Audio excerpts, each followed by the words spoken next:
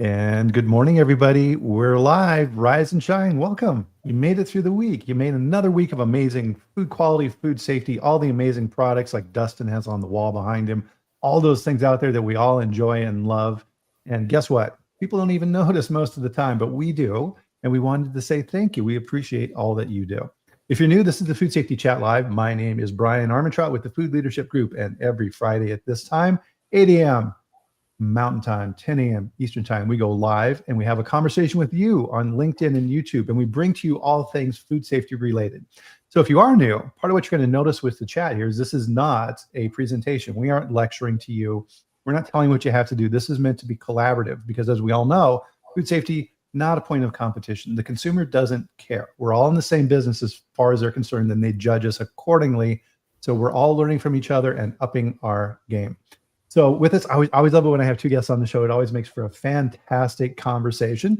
So today I have Dustin Finkel and a new guest, John McHugh. And welcome, guys. How are you doing? They are with MacGray Consulting. How's your day going so far? Great. It's only about 3 hours old at this point. On standard time. How are you? Doing well, doing well. And so, yeah, you guys are in Colorado as well. So you're in the Boulder area, right? Yep. John's deep in the woods of Boulder. I pretend to be in Boulder. I'm really in the suburb. John, where? So I'm in the mountains. I'm in the mountains up above Boulder, up Boulder Canyon a little bit. Nice, very nice. And I am in, of course, good old Loveland, Colorado, which we know here people confuse with the ski resort. So it's not the ski resort; it's the city of Loveland, which is kind of by Fort Collins. And so everybody's shuffling in here. So we got Michelle, Brett, and Paul with Culture Advisory Group. Thank you for joining us, guys. Cheryl. Hey, Joe's here. Awesome. I love it when Joe's on the show as well.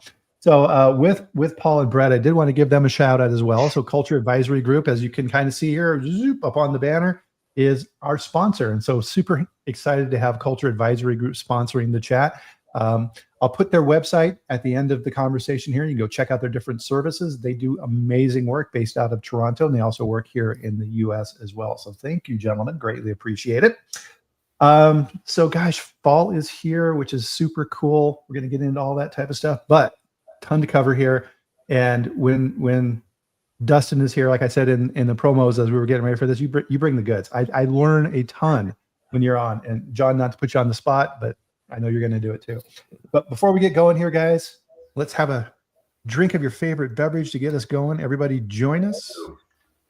Nice. Ooh, look at that. Cheers. Moran, good to see you. Janie. Awesome. I'm going to be 18 these days. That's a new thing. Nice. Eat healthy. I need to do that too. Too much coffee.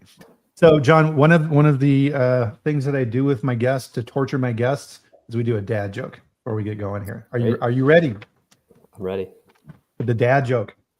And this month we're doing Halloween themed dad jokes. So, what is a mummy's favorite type of music? I know the answer, but I'll let you deliver the punchline. Rap music. How do I get sound effects? Who did the ghost take to the prom? I don't know. Who did the ghost take to the prom? His ghoul friend. Ah. How did the gourd get stronger? How did the what get stronger? The gourd. How did the gourd? How did you get stronger? Pumpkin iron. I need a new sound effect for you here. Let's do. That's the sound effect that John gives me 90% of the time when I tell him a joke. Actually, John, what do you got? What do you got, John? I got nothing, especially not on the spot. I'm not as you know, not a comedian myself. Nice. So let's dive in here. And so one of the things, so you guys have been super busy, and so your business is really, really cool in what you guys do. So Dustin, he's teaching at CU, adjunct professor. John, your engineering work. You guys are working together. So what type of space do you guys work in? What type of clients do you normally have? It's really awesome to have John working with me, because I think one thing that we do, and I'll come back to answering your actual question, but one thing that you'll see in this conversation even probably is John and I don't always agree on how we perceive the world. We come at it from very different perspectives. So it's a really nice complementary, but we do it in a way that I think is additive, not detractive. And so, John has a very strong, and I'm sure he'll share it, but a very strong operational entrepreneurial background. He started his own food company at a very young age, built that up, has very strong analytics, operations, etc. I come from a similar background, but more financially based, big CPG, going to starting my own company, private equity, all that good stuff, and also financially based. But I'm much more commercially minded, and John's more operationally minded. And so what we do, and we kind of stumbled into this great opportunity where we help companies theoretically of all sizes, but I would say typically our businesses are pre-revenue to kind of 10 to $20 million in revenue. And it's soup to nuts. My joke is always we do everything from CEO whispering and strategy to janitorial and literally everything in between. And so the things that we don't do, we have great resources that we go out to. So if I have a really strong QA kind of issue, I might come to you, Bryan, right? Or the risk assessment.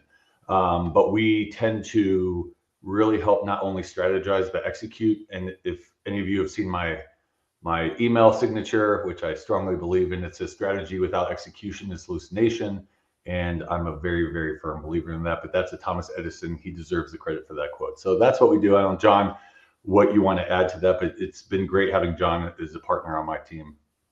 Yeah, I just add to that. I mean, like first and foremost, our job is to help CEOs and founders of small brands avoid some of the landmines that we've stepped on through our career, and essentially execute around those.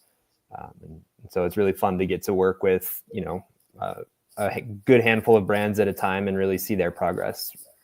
Yeah, I think we take, or I know we take a lot of pride in, and honestly, frustration in helping companies avoid, I'll just say, the snake oil salesman of the world, right? There's so many ways to spend money inefficiently, inaccurately, poorly in this industry and make decisions because either you're being guided incorrectly or incentives are misaligned. And so, I'm a lot more emotionally biased than John is, but I get pretty fired up when I see brands getting screwed over. And so it's something we really pride ourselves in trying to help them avoid.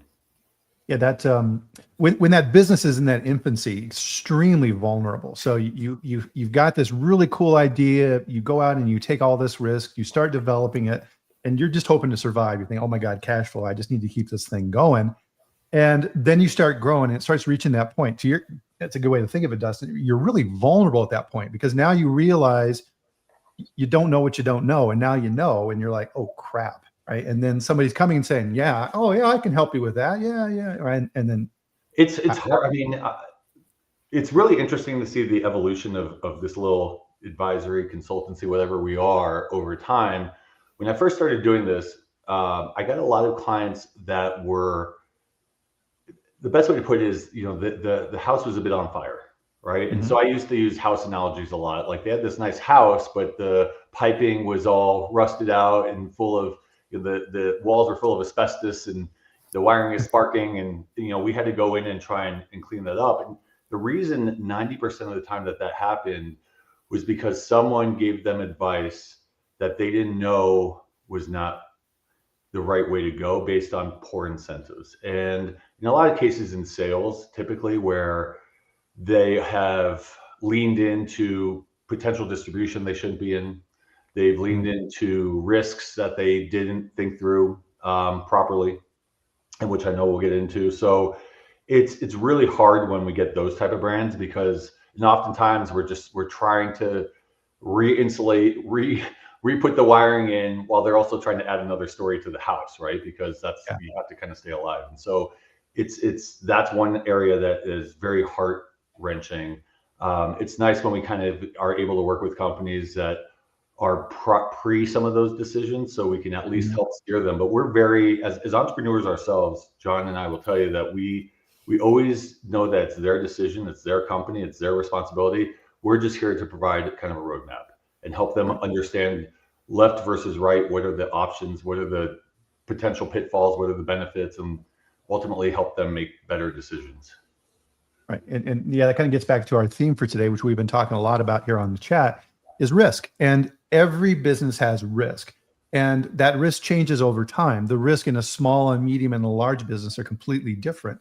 And in that small business, to your point, what I do a lot in my business too, and I talk about it in my book, is the knowledge and the expertise we have is through the bad decisions we made in the past. It's like, oh crap, why did I do that? And by kind of paying it forward, you want to help other people not make the same mistakes you made. And again, to your point, Dustin, you can point them in the right direction, but they've still got to walk. It's still their path. And if they don't listen to you, it's one thing I tell people is I started my food company with, at the time, about 14, 15 years of CPG experience, and I still screwed up left and right. Yeah. So God bless these people who come in without any experience, and it's so hard. And so that's where we're really trying to come in. But again, even with all that experience, I made so many mistakes. And again, we're not smarter than anyone else. We've just walked that path 1,000 times. Exactly. Well, and the skill set, and we saw this at White Wave, the skill set of being an entrepreneur and creating silk is very different than the skill set of being a CEO and running a CPG. They're completely different. For sure. So with that, yeah, let's dive into your experience and expertise, because it's amazing. And so with those startup companies, so John's background, as we were getting to know each other, is really cool. I know he's got a lot of very interesting aspects to chime in here with as well. So if you're working with a small company, a startup, and you're kind of getting in there in that early process, what are some of the things that you're looking at with these guys relative to risk?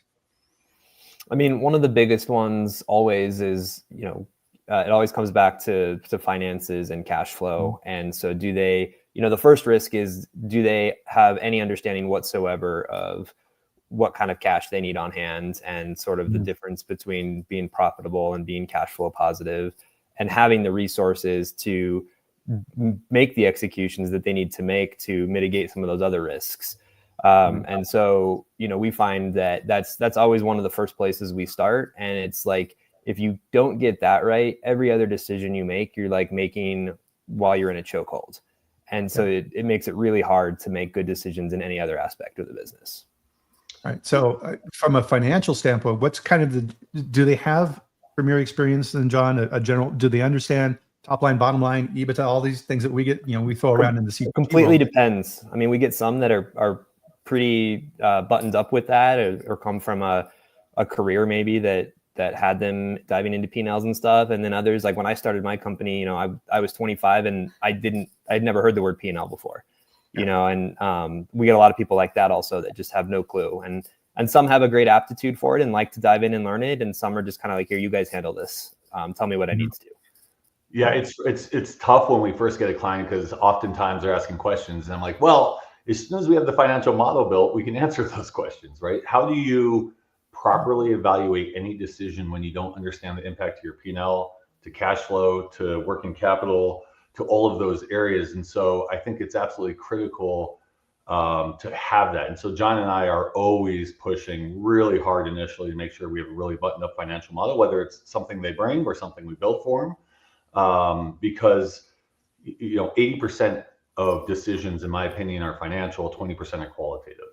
And so understanding the impact financially first, and then layering on any qualitative aspects. I can't think of a decision that's made. I also preach really heavily. This is like my one academic thing that I preach constantly to brands in the real life. And when I teach at CU, I'm not teaching the academic books. I don't even use a textbook because I think it's not realistic. So I'm focused on what I identify as the 4 Ps. I'm always talking about this: product, place, pricing, promotion. And each one of those have a high analytical aspect to them, right? How can you understand your product without the price? How can you understand the price without the placement? How can you understand the price without the promotion? And so on and so forth. And so all those aspects come down to financial risk. And John said something really, really important that I want to underline, which is there's a difference between profitability, or P&L profit, and cash flow. And that's an area where we have seen multiple times brands ask us, how are we showing profitability on the P&L and I am out of cash? Mm-hmm. And the inability to understand that can get you into a lot of trouble quickly. Right. You miss payroll once. That's, that's really, really bad. And I want to reemphasize with everybody else on this call as well, too, because some people may be thinking, well, what's this got to do with food safety? This has everything to do with food safety, because decisions are being made at the executive level that are going to impact, to your point, that P&L. How do you institute these type of programs? How fast are you growing? All of these things. And so the quality people, the food safety people, the technical people in the company need to understand this language, because as the head of a company, Dustin, that's the language you speak. So if I come to you and say, hey, I need some money, I'm a brand new quality guy in this startup, and I'm like, okay, I need to have money for certification. And in your mind, you're doing, we're just fitting the budget. No, we can't do that right now, right? Yeah, anyone who's heard me on the podcast before, or really anytime, I'm always saying for quality, but anything, quantify it. Yeah. A good way to propose something to somebody is to give them a quantitative perspective, right? And so it makes decisions actually really easy when you put it into numbers, even if you're not numerically focused, right? Mm-hmm. Plus is greater than minus. Bigger numbers are better than smaller numbers in most cases. And so, if you have a quality opportunity, a risk issue, positive or negative, and being able to work with, if you're not capable of doing this yourself, and working with the CFO or working with the controller or working with the finance team to quantify the impact to the company, it's going to go over a lot better than, and I'm going to oversimplify, but hey, this is a risk. If we don't do this, there's a real risk to the company. What does that mean? That doesn't mean anything to me. Versus, let me walk you through the math, help you understand the impact to the organization. Let me help you understand the impact to sales, to investors, to the company, and then we can talk the qualitative stuff, right? So I do think that's a huge thing. And John, handles a lot more of the quality op stuff for our clients in a lot of cases. And I think it's the same thing there, where we're constantly always putting it through a financial lens. I know, John, if you want to kind of think of an example or kind of follow up on this, but it's a huge issue, is making sure that you quantitatively think through it, not just, this is a problem, we should deal with it. Right.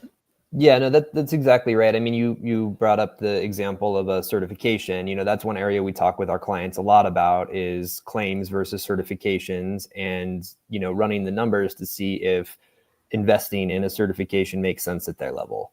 And oftentimes, what we get to is we show like, hey, you can make this claim if you do these 3 things without having to invest in that certification, and we can invest in the certification later.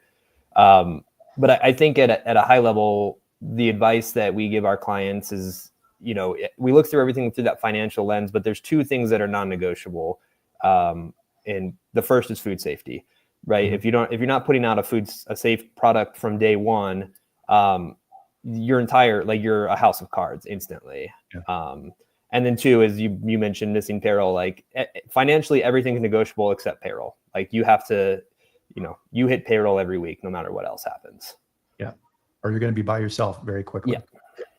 It's illegal. Yes. I mean, it's literally legal. If you think about, push comes to shove, even from a liquidation, the number one creditor of your company is always going to be your payroll. So, yeah, good point. I mean, so part of this too is when you're in that small company stage, you have this this unicorn that's sitting out there, and you're like, oh geez, if I just get Costco, if I can just get into Costco, and then man, I'm set. And be careful what you wish for, because okay, fine, hey, we got a Costco order. They want 5 truckloads in 2 weeks, and you can't do it. And and plus they want to your point, John, you need certification and all these types. You have to walk before you can run. You have to build all of these things, and you have to be patient in those regards. And that getting a big client like that is a very quick way to burn your company out.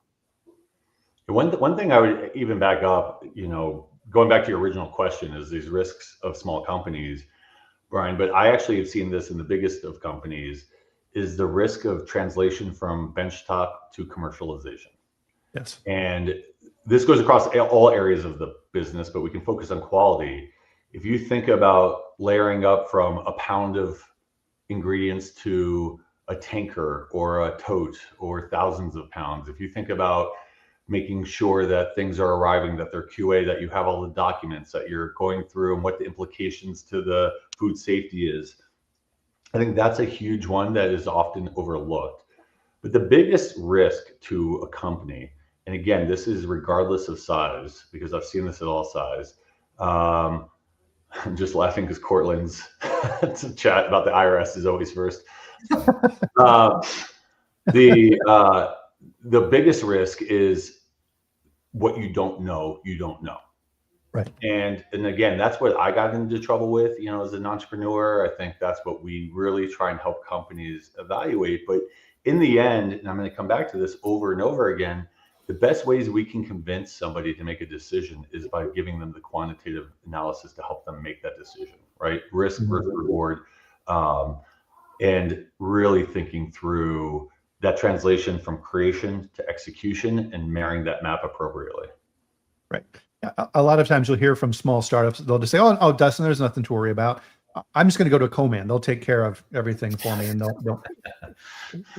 You see both John and I laughing on that one. John, you can. Yeah, that's a very common one, and one that I found myself in too when I was, 26 and a year into my business and trying to keep up on our own little manufacturing line. Like we thought, there was a yellow brick road to the co-man, and then we were going to sit back and watch the sales go in. And fast forward to 9 months later, showing up at the co-packer with trucks and loading our stuff back on because they just couldn't do it, and building out our own plants in like 3 or 4 weeks to keep product rolling. So it's, if you don't, and that was, as much our fault as the co-packer's fault of not understanding what that relationship actually meant and how to manage it properly. And to your point, thinking that you can just pass it off and watch the sales roll in. I mean, a huge issue we deal with, and again, I can personally articulate this happens at all sizes of organizations, is working with co-mans. Yes.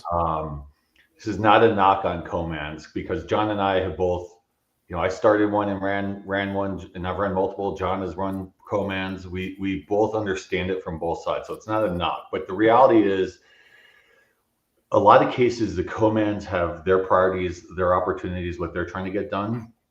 And I don't think they take the time, and again, this isn't a knock, but they don't take the time to help the brands coming into them understand what needs to happen and what the risks are, right?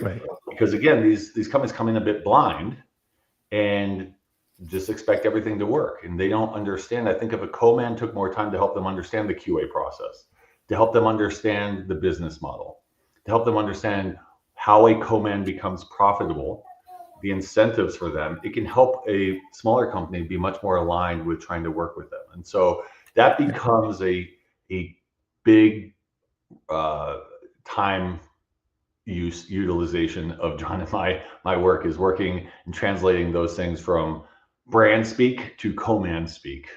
Yeah. Well, I think co-mans is often a risk area that people don't look at, even aside from that, because a co-packer's risk is also your risk. So that's everything from, their FSQA programs, right? If they're not buttoned up, that's, at the end of the day, it's your product on the shelf, not their product on the shelf. But also their financial risks. I was working with a brand at a point where everything was great until the co-packer started running out of money. And then they were cutting shifts. And again, that very quickly became our problem. So one of the things we coach brands on is, like, as soon as you get up and running in your first co-packer, we're looking for your second co-packer. To mitigate that risk and spread it out, even if the goal is to only run one shift a month at the second one, just to have somebody on deck that knows the product and can ramp quickly is important. Yeah, good point. Yeah, co-manufacturing locations, they're a business. They are in this business to make money as well, and they're thinking of it primarily from their viewpoint. And if I'm running a co-man, my job is to fill the lines, right? And I want big customers and smaller customers. I can fill up my schedule, and that's my concern. And they may not be thinking about you. And to John's point as well, if something goes wrong and you have a recall, it's your name, it's your brand on the recall in almost all the cases. Sometimes you see the co-man, but not very often. You're the one taking the heat for that, and you're the one who's going to have the damage to your name and reputation. Yeah, and that's where helping. Jumping to something that I think we were maybe going to talk about at the end of the talk, but I'm just going to jump ahead a bit, because I do think this is something I wish I had done when I was at big CPGs and even at medium size, whatever, is spending time with different resources and cross-functionals around the organization, not just for networking purposes, which is important, not just for relationship building, which is important, but ask them what they actually do for their job and how they do it. You know, as an example, does the QA person understand how the logistics person is organizing freight? Does the salesperson understand how the QA person gets through an SQF audit?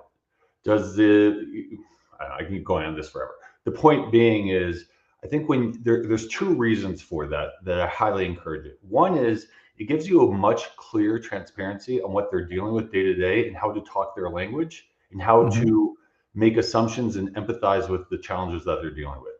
The second is selfish, which is it gives you the opportunity to leverage that knowledge to be better at your job and be much more successful. So, you know, I wish I had done that because I had to learn the hard way when I started my own company and just doing it and screwing up and failing. But God, I wish I had the opportunity when I was in a bigger company, spend more time with QA folks, spend more time with logistics folks, spend more time with supply chain folks, and et cetera, and really understand the gaps, the challenges, the incentives, et cetera, because that helps alleviate risk.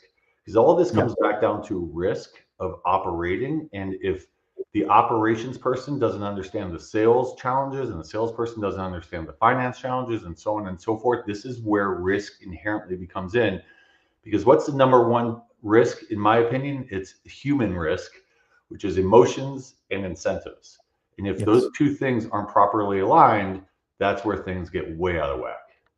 Yeah, and as the leader of the organization, so you're starting out this food company and you're growing, and it could be a simple example like this, guys, is I found the perfect co-man in Kent, Washington. They can make my product wonderfully, but my customer is in Florida. You need to understand the logistics for that.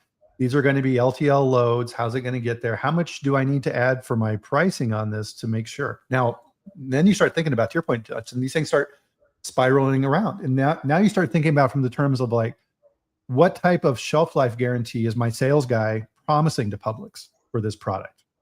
Am I going to be able to meet that, or is it going to expire by the time it takes 2 weeks to get across the country? Is that the right thing to do? Right? You need that information to make a decision as an executive.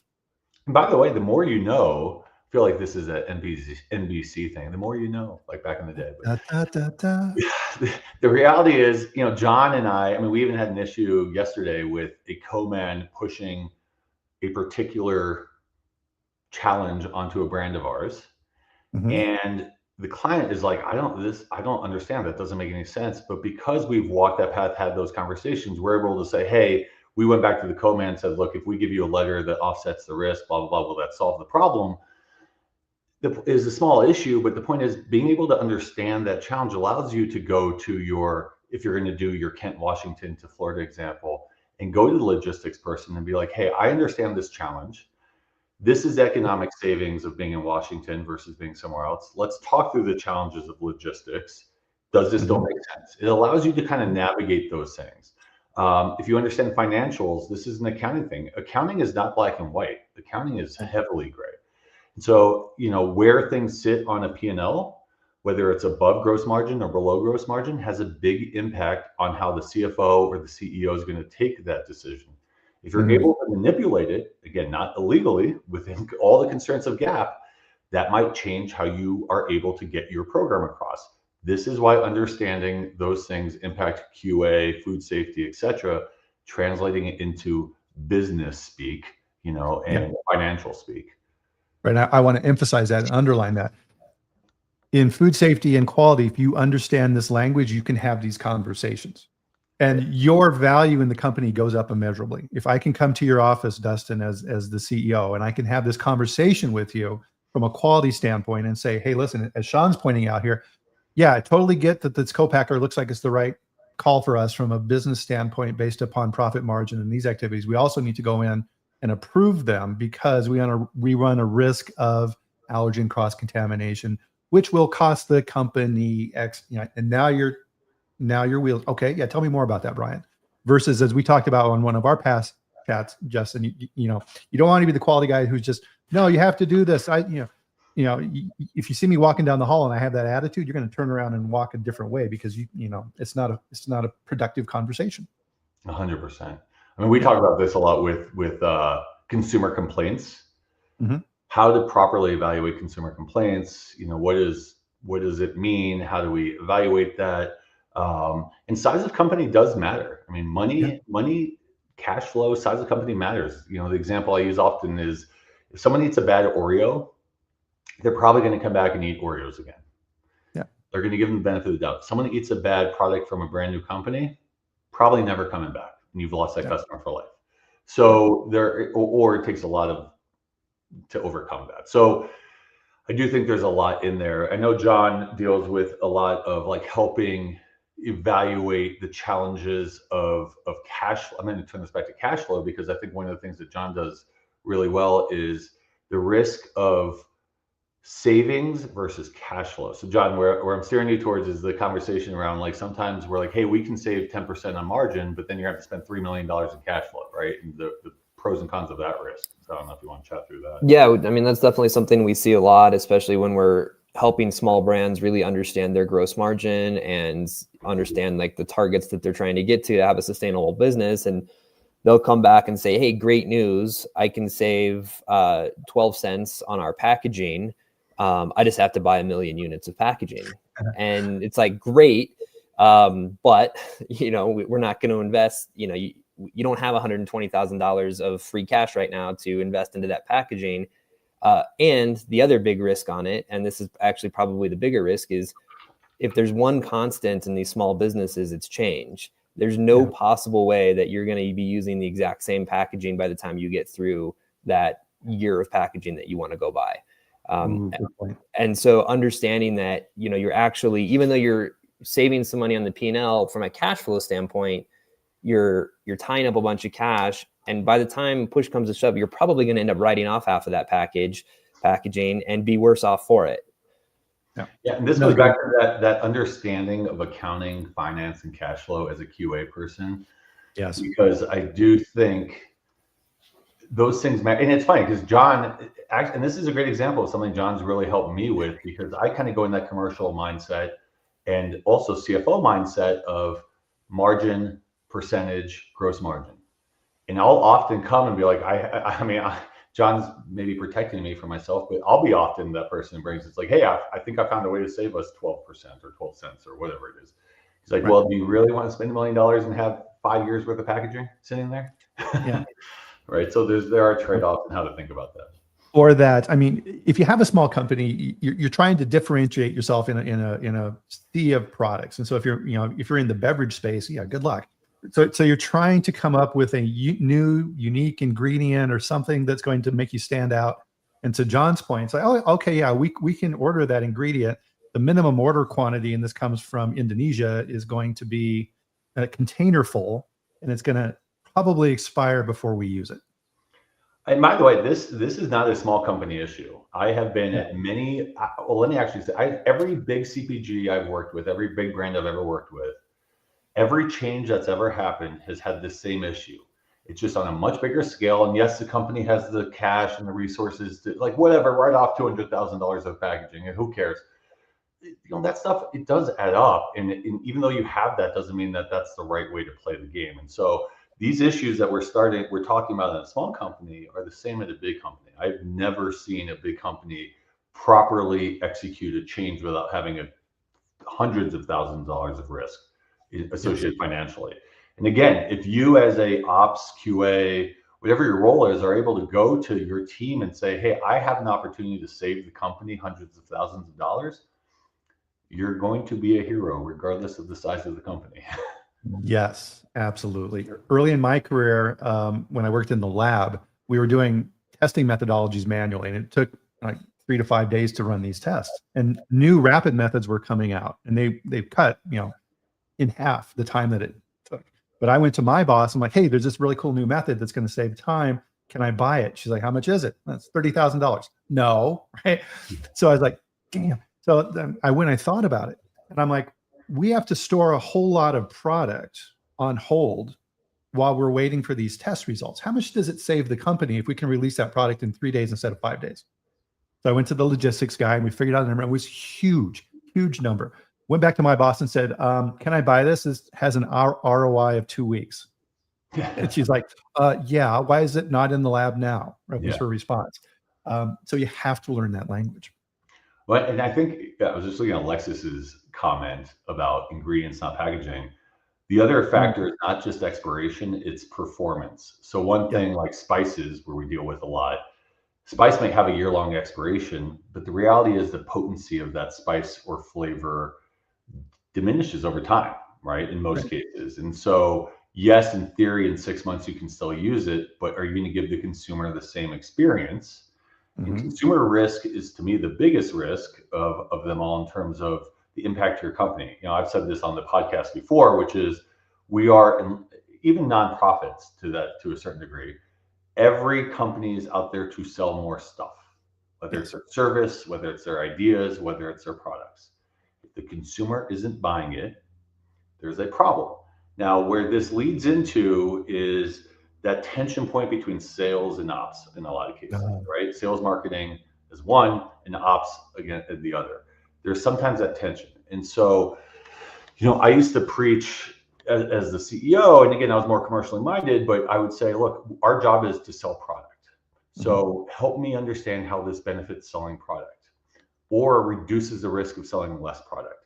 But keep that in mind. Every company you guys work for is there to sell. You're a for-profit company, and even nonprofits, there's a misnomer, right? Nonprofits still have to sell their good service idea. So what is it that you're doing to support that goal? Nice. And circling back to the point you made earlier, Dustin, is a lot of times we get, especially as the company grows. So you have a founder and you create a product and, ooh, this is my product. And you're in love with that product. Great. And as you grow, that becomes the benchmark. Is that the right benchmark? Why are the consumers buying this product? Why do they like it? And you need to transition to that point. And that's part of the job then in quality, is to understand, back to your point around complaints, what don't the consumers like about this? Because they have an expectation. That's what matters, their expectation. And if you have a head of the company who just, they can't let go of that and they want to make every decision, you're going to have some big time risk down the road with that. And also there's a lot of times too and I have to, talk with people who are sent to me and they'll say, I've got this really cool salsa recipe from my grandma. It's awesome. I want to start making it. Tell me I'm like, right. And I'm like, making salsa at home and eating it is very different than canning and all the regulations around that. Have you looked into that yet? And no, they just think it tastes great. They want to make it. Yeah. One of the things that we all have to be realistic of, and I think a lot of the people here have raised up in their careers, and I would challenge everyone to say how much they remember the nuances of the execution of the junior levels, even the levels they were in. We all start getting a little bit complacent around how easy things are to get done and what it takes to get done. Where I'm going with that is, by the time you get to a CEO level or an exec level, small or big company, right? When you have a team and you've kind of grown to a certain degree, you tend to forget those things. It's you tend to have a rosy colored pictures of how easy and quick things can get done. And the reason I bring this up is, again, this goes back to having those conversations. Because if you go back and say it's too hard, it's not possible, it's this, it's that, I mean, that never flied with me. I don't know about you, John, but that never flied with me. It was, help me understand quantitatively the impact to the company or to our business. Help me understand the risk. But again, if you just said the risk is qualitative, didn't matter to me, right? I wanted to understand the benefit to driving growth for the company. Because again, we're all in the business of selling stuff. And so that's where I really, really push that issue with people. And even when John and I debate, it's like, what's the benefit risk to the growth of the company? But John. And I think that ties into something that's kind of going through the comments a little bit right now is, defining risk versus consequences are two different things. And understanding like something can be relatively high risk with low consequences, and that might be okay, or it can be low risk but very high consequences, right? You've got, you have a low risk of a listeria outbreak, but if you have one, the consequences are as extreme as it gets, right? Those are two, and that was something that actually I was made very clear to me from a rock climber. I don't know if anybody saw the film Free Solo. This guy, climbs El Capitan without ropes, and he does a really good job of separating risk from consequences. He says, the risk of me falling is very low because I'm so dialed. This is what I do. I'm the best in the world at it, but the consequences are death. But people mix those two things up. And so separating those and understanding that the difference, I think, is really important, and it can help think about it and define a little more clearly. And an example where it may be okay or something is, you have a new product, you're going on shelf, maybe you're going out into one chain and you've got to get the product on shelf quickly, and you haven't necessarily had time to finalize your FDA label review. And so there's the risk that you have an ingredient out of order, or that you miss a Prop 65 label or something like that. If you're only in a handful of stores, that risk isn't all that high. Or excuse me, the risk may be relatively high, but the consequences aren't all that high. Flip it around, if you do a national launch, the consequences of that become a lot higher. And so helping companies understand that and when it's okay to take a small risk. And obviously there's a difference between having two ingredients out of order from each other and leaving an ingredient off the list, right? The consequences of those two things are very different. Right. That's a fantastic point. Now, this I think also illustrates kind of our theme here for today, is just because you're in a particular food category, the way you manage your business and the way you look at risk is different depending upon your stage in that business. And that's a fantastic point, John.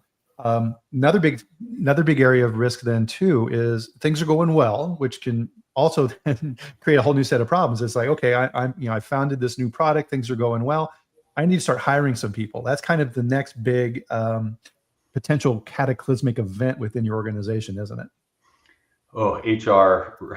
There's so many. That's a whole nother topic. But I think one of the, I'm trying to think of where to go with this, because one of the funny things I always say is I think hiring is probably the hardest thing to do. Yeah. I think it's fraught with so many levels. You go on one date and then you get married, or whatever version you have, and we can kind of go into this. But I do think this is from a risk standpoint, and this is more apt for probably smaller companies, but testing and hiring people as contractors or hiring outside agencies. I think the one thing that I've realized over time is often you're not really sure exactly what you need until you start working with somebody, and then you're like, this is actually what I need. Unfortunately, you're not the right person, or this is what I need. We just got to redefine your role or something like that. But when it comes down to risk, since that's the topic of the day, I do think it's interesting, as I think about it, how to evaluate the risk tolerance of somebody. One thing, just to throw on adages, since John had a really good one, and I really like that one, John, is good decisions may lead to bad outcomes, and bad decisions may lead to good outcomes. And it's something that I often try and remind myself and other people of. And where I'm coming back to is whether it's hiring, packaging, FDA labeling, if you make the right decision at the time with the knowledge you have, it doesn't necessarily mean things are going to end up well, and vice versa. And I think keeping that in mind. But hiring is certainly, in the ops world, and John has a lot of experience there too, trying to find the right people who understand the risk appropriately with the culture is very challenging.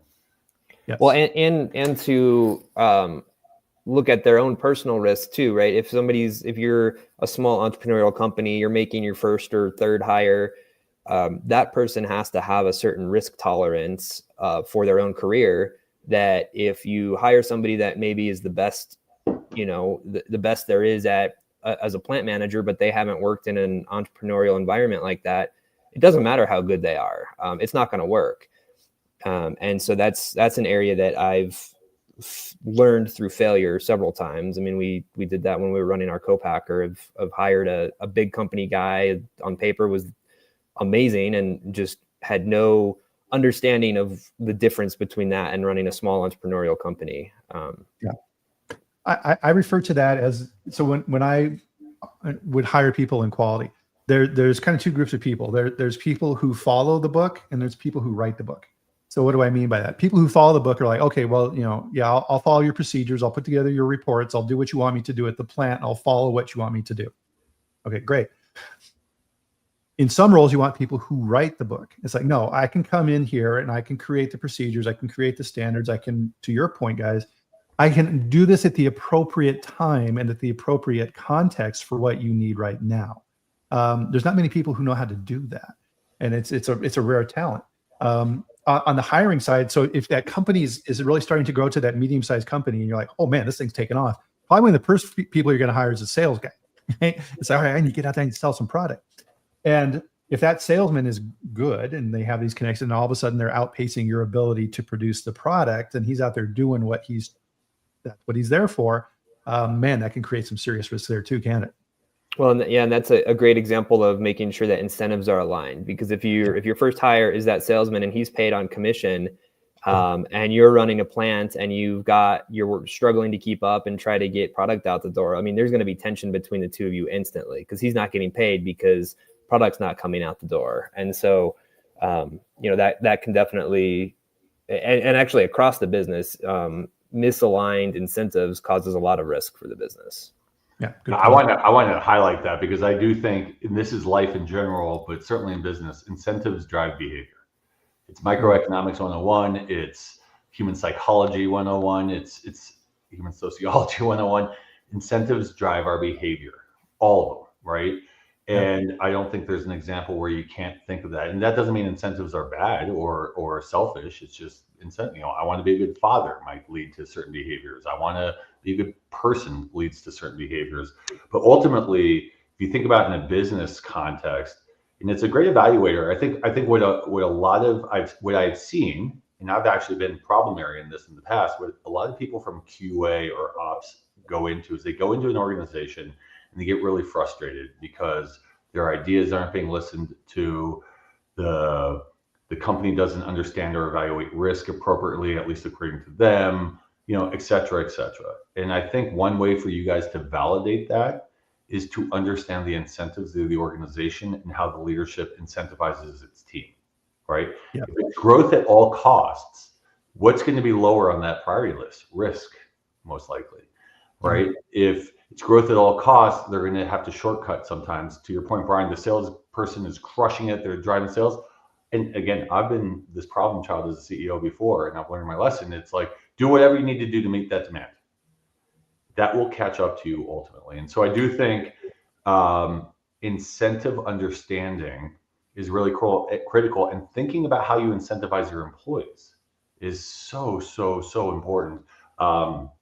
There was an example recently, I forget where I was listening to this or reading this, but it was about a company who was, it was a sales group talking, and the company had a great incentive plan where they incentivized new customers at X and renewals at Y. And they started dropping the renewals down. And then they come in, they're yelling at the salespeople, our renewals have dropped 50%. Why are we not renewals? Well, it's obvious the salespeople are focused on the new hires, right? People go to where they are incentivized, especially salespeople. And so really understanding that and working with your leadership, whether it's an ops or the organization, to rejigger incentives can make a huge difference. But to be fair, much easier said than done. Much easier said than done. Absolutely. So with that, so I wanted to also, right, we've been talking about small and medium-sized companies, but even, large companies have risk too. And I want to reemphasize as well, risk is not necessarily a bad thing. We think it is, but it's not. When you launch a new product, that's a risk. Do you understand what's associated? To John's point, what's the severity and the likelihood of these type of things happening in the marketplace? Mm-hmm. Do we understand that at the executive level when we're making that go, no go decision? But even in large companies, you have risks like this that can impact how you run your processes. We've all been involved with companies who go through a merger. They're purchased or they're, and all of a sudden, I think was it yesterday, Nestle announced they're laying off 10,000 people. What's being left behind with that body of work that they're doing? Large companies have these type of risks as well. And in large companies, sometimes then in those situations, you're not even in the right area of expertise. So if there's a big acquisition in that company and they buy a hot dog company and you're a beverage company, man, you got a lot of learning to do. For sure. I mean, risk isn't static, right? And so it changes day by day, changes month to month. The risk of before 2020 was very different than the risk after 2020 with COVID. I mean, there's so many different types of things that, tariffs there's risk constantly evolving. And this is one of the frustrations of big companies is, right, they just kind of go slow and stay kind of true to the course without really evaluating the changes of the macroeconomic environment. And I think that's why they buy small companies, right? Because they're innovating and they're doing these things. But yeah, understanding that risk is a constantly evolving mechanism is really, really important. Big, small, medium, doesn't matter. Yeah, agree. And I think that's one of the lessons that we're slowly learning in food. And I think from the food safety, food quality side, we're really bad at this, is understanding that risk is not static. We want to create a food safety plan and go through the pretty documents and assign high, medium, and low. We say, okay, all done. We'll look at this next year. To your point, this changes every single day. If marketing comes and says, hey, we're launching a new product in 2 weeks with this new product with sesame sprinkles on it. Whoa, right? And they've introduced a new allergen in the process. Your risk profile just changed immeasurably overnight. And by the way, the marketing person doesn't know that. Like, I didn't know that when I was at General Mills or White Wave. I didn't think about that kind of stuff. It was like, this is what the consumer wants. Let's just go launch it. Right. This is why spending that time having those relationships and understanding, because what would happen is I'd come in and say, I want to introduce peanuts into the facility, hypothetically. And, QA or ops is going to get pissed. And, it becomes well, this is what the consumer wants. Well, this is the problem. It's not collaborative. It becomes contentious versus really, again, this is all about human nature, empathy, understanding, spending time with the other person. It's hugely valuable. Right. And that's one of the lessons I learned once I became a consultant, is working in large companies for 20 years, running quality and things like this. There's certain groups that drove me nuts. And like marketing, for example, right? They would want to make these claims and then I would have a big fight with marketing and bring in the legal guys and all these things. And I really didn't understand it. But now that I've been out on my own, it's like, oh, okay, now I get it, right? That's super, super important. And how you market the products. And to your point with the incentives earlier as well, Dustin, is what are the marketing incentives? What does your company want to do? What are their targets? Who are they going after? What type of shelf space? What type of velocity? What type of claims do they want to make versus the competitor? And I hear this a lot of times with marketing in large food companies is like, well, we want to make these claims on the packaging. And I'm like, I don't like that. Well, everybody else is making that claim. I'm like, and I would start channeling my inner mom, right? Well, if everybody's jumping off a bridge, and they would just look at me like, they just saw me as a giant obstacle, and because I didn't understand their perspective. Well, I think the best thing a QA person can be is understand how to live in the gray. Yeah. So I think when I'm looking at QA hires or people, I want to find a QA person that lives more in the gray than the black and the white, which I think, to be fair and not knock, quality assurance and a lot of ops are very black and white about their worlds. And in a lot of cases, that's fair because they need to be. But I think helping like a lawyer does, or I think like I communicate a lot, which is here's the pro, here's the con, here's the risk, here's the opportunity. Let me give you the information of how to make the decision. You're going to get a lot further when they trust that you're giving them both sides of the coin than if you're coming constantly just saying, no, it's not possible. This is the rules, you can't break it. I would say there's very few times, at least in my experience, where there's a hard and fast black and white rule. A lot of times even if there is a hard and fast rule, what are the ways around it legally, safely? But if you come with that mentality, and this is probably the best piece of advice I could give as a business lawyer to a QA or ops person, if you come with a gray mentality versus black and white mentality, you will develop such a better relationship with the marketing, sales, and leadership than if you're constantly the person, as you said, which is, no, you can't do that. No, you can't do that. No, you can't do that. Or even just a simple reframe of, instead of no, you can't do that, your first conversation is, here's what it takes so that you can do that. Right. Here's the path to yes. And sometimes that might mean, hey, you need to spend $10 million. Okay, well, at least you gave me the path to yes. I might say, you're out of your mind, but at least you did give me the path to yes. Right. I think a lot of times where quality people crash and burn is they don't understand the difference between food safety and food quality. Food safety is that yes, no, pass, fail, good, bad. We need to be very clear, and the organization needs to understand that, and we need to champion that in the QA food safety groups. Food quality is a business decision, and you need to understand the metrics with that. So it's like John nailed it perfectly, right? What's our risk associated with this versus the opportunity? How are we willing to work through that? And if you're a smaller company and you're moving fast on the fly, you need to be able to flex with that.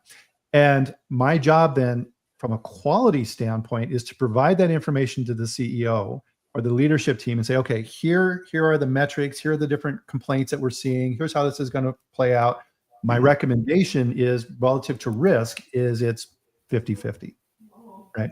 Then the business can make a decision. It's not your job to say, no, we got complaints and you need to, no, you're part of the business. And a lot of times QA food safety people forget that. You are part of the business and your job is to sell product. Yes. Otherwise you are out of a job and you have to go work somewhere else. Right. You can sit at home and be righteous. So 5 minutes left on the show, guys. Oh, God, this is a fantastic conversation. I love this. So we'll kind of bring this back up to the 30,000 foot level. What would you like to leave our audience with today? I'll let John go first on this one. Put him on the spot. I mean, I would say that particularly how it relates to FSQA, the organizations I've been a part of that had that as part of the company culture and built in is really the ones that had the lowest risk profile. And that comes back to everything we were talking about of like incentives were aligned. Like we got 100% on our SQFA audit. Everybody gets a bonus for that in the company, not just the quality folks, right? Everybody's aligned that that's an important thing to do. That's easier said than done. It's something that I coach small companies to build in from day one, is to align that, and a lot harder to come into a bigger company and try to build that into the system. But I think the way to go about it, especially if you're sitting in a quality seat, is to approach leadership with the quantitative reasons that it's beneficial to build that in, and to include other parts of the company in the weekly safety meeting. And and frankly, all the same things can be said for human safety. Like I think about those two things similarly, but finding a way to try to ingrain that in and make sure that your head of sales or your head of marketing is equally as invested in the outcome of your upcoming audit as you are, I think is the best path to success. Yeah, you measure what you manage. And so you have to be really careful what you set up as those incentives. So you could have the best intentions of saying that, all right, we need to have an audit score of 95 or higher, but then you find out behind the scenes that people are hiding things to get to that score. You just shot yourself in the foot.